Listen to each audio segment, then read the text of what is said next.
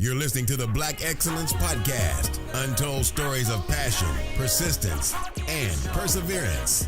Brought to you by BlackHealthWealth.com. Including more of a plant-based diet in your diet. I'm not telling the meat eaters to go plant-based per se, but what I will say is there are anti-inflammatory and nutrient-dense foods that we can all incorporate. And to be honest, it's actually not more expensive. One of the arguments that I get is, Dr. Charles, it's more expensive for me to eat healthy than for me to eat unhealthy. And I would counter that by saying it's not, right? If you go to the perimeter of your local grocery store, you will find that there are a ton of sales on produce, and it's really, really, really easy to make. I understand that not everyone has access to a kitchen and so on and so forth, so we can have a broader discussion about ways that we can eat healthy without access to some of those in-home resources. But for those of us who do have access to a kitchen, I would encourage you to go to your grocery store, to shop on the perimeter of that grocery store, and to get nutrient-dense and anti-inflammatory food. So I'm going to give you a couple of those. That's avocados, that's turmeric, that's celery, that's Brussels sprouts, corn. Corn is super high in fiber. Berries, especially raspberries and blackberries, cherries. These are all things that we should be incorporating into our diet. And the list goes on and on and on. Quinoa, kale, butternut squash, things of that sort. So these are all things that I think we as African Americans, we have these things in our diet. If I tell an African American person, and I talk to many, if I tell them, hey, incorporate more garlic or more ginger or turmeric or kale or celery like in your diet, people are able to do that seamlessly if you give them a path, right? So if your meal of choice is gumbo, you can incorporate all or most of those things in that, right?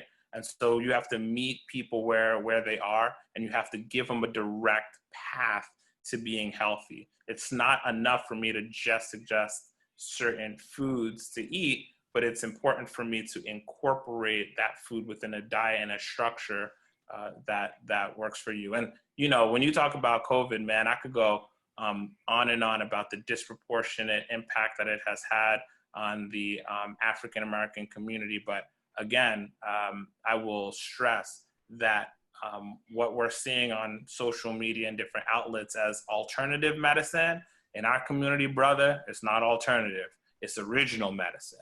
And that original medicine is to incorporate, again, nutrient-dense foods, anti-inflammatory foods into our diet consistently and every day. We get it a little bit more in plants, but again, I'm not saying the meat eaters that they should completely put that away, but a shift in incorporating more of those plant-based foods is very helpful in fortifying our immune system. In fact, on my podcast, I'll actually be having a segment called immunoboosting, and really emphasizing the need to have more nutrient-rich foods in our diet. Definitely, man. It's a few things there I want to touch on, and it aligns with us with Black Health and Wealth.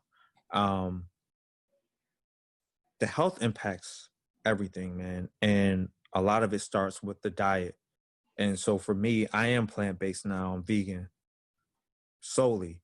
And part of it is just, I was the biggest meat eater out there, but when looking up stuff online and, following advice and stuff not really working.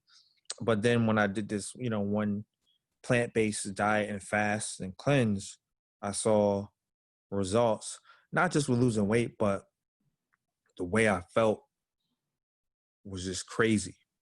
And so that translated into other areas, because in terms of mentally, the clarity I had was just crazy. And then, you know, I wasn't as stressed anymore.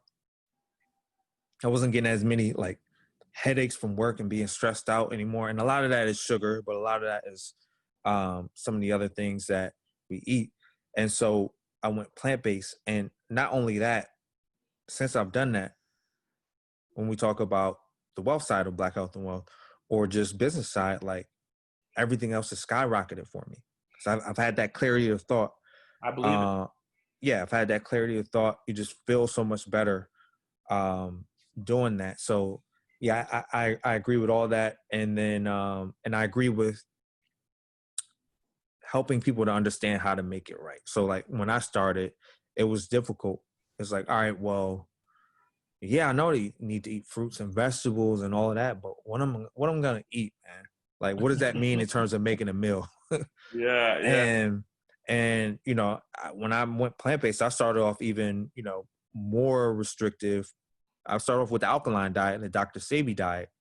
So then there was even less resources for that. And so, you know, me and family, we figured it out on our own. But as we were doing that, and I started posting content on Black Health and Wealth, you know, for a while we were like dominating the rankings on Dr. Sebi, and we had like the food list there. We had like just information about it, but people, just like to your point, will still ask, okay, well, how do I do this? So it was like, all right, cool. And then that's when it came out with cookbook or recipe book, just to make it even easier. Right. So that, okay, you know what ingredients you need to be using, but you don't know what to do with them. Okay, here's a cookbook. Here's an example of a 7-day or 10-day plan that you can use, so you don't even have to think about it. So we did that. And then even with that, you know, people would ask questions. So then it's like, all right, let's start creating products. We started to create products for people. And even like the vegan pancakes that people were going crazy over, or curry mix. So trying to make it something that what you're used to, but using real ingredients instead of man-made stuff, or instead of meat or dairy. And so that's, you know, to your point, that can make it easier. Like, how, if you like something, okay, how can you make the plant-based version of that? Because you can. The difficulty is just that we haven't mastered that, at least, you know, over the last however many decades, or maybe even the last century. We haven't had our best cooks, our chefs, our family master how to cook plant-based as good as they've mastered how to be a meat eater and dairy. Once people do that, then, you know, we're going to have all the stuff that we like, and it's going to taste the same. It's going to taste good. It's just we're going to need, like, you know, some of our best people in the kitchen to actually go ahead and take that challenge and use their creativity to do it. But it's very Brian, I'm going to cut you off for a second, because I think that's where healthcare professionals need to be a bridge, right? Mm-hmm. And it's not just healthcare professionals, but I'm going to say all medical professionals. So that's your nutritionists, your dietitians, is people will incorporate behavior when the leaders, right, at the top, and the linkers, right, endorse said behavior. Yeah. Right. So I think that it's important for us, right, as leaders, to endorse the behavior. I think it's important, right? So next level down, right? So our chefs and our sous chefs and our nutritionists, it's important for them to make the food actually tasty, right? And easily accessible at a price point that people can afford, right? The same way you have a McDonald's, there's no reason why we shouldn't have some type of chain plant-based restaurant that people can get a full meal for $5 at the same price point, or $6 or $7 that they would get, you know, I don't know, like a number one or a Happy Meal or something. Like, you know what I'm saying? At a chain restaurant. But it's got to be at least on level, on par to taste, right? So I think that sometimes in the medical community, we try to remove ourselves from the very sort of like real part of it, which is like food has to taste good, right? Yeah. No, exactly. We talk about it just on like a nutritional basis. Like, you talk about it, quite frankly, like I was talking about it before, like, oh, this is nutrient dense, but it's like, why is like a nutrient rich food actually good for you? And the only way, right, the only ways that you can encourage people to incorporate that is to have these meals easily accessible at a price point that they can afford. It's got to be tasty, and then we also have to explain that this is a long-term thing. So I'm going to get into something a little bit technical, but just bear with me. So there's system 1 and system 2 thinking. System 1, right, is emotional, right, and it's intuitive, and it's the type of thinking that comes into play when it's fight or flight. If I'm hungry, I'm gonna get the thing that's right next door, healthy or not healthy. If I'm hungry, I'm gonna get the thing that's next door. And if it's cheaper, right? Once I see it, healthy, not healthy. If there's 2 things next door and the thing that's cheaper, that's the one that I'm gonna go for, right? And so we need to capitalize on system 1 thinking, which is, again, our connection to the flight or flight response. We need to leverage that, right? And we need to have a healthy thing next to an unhealthy thing, but at a price point that's lower than the unhealthy thing, to incentivize people to go for the healthier thing. That's one.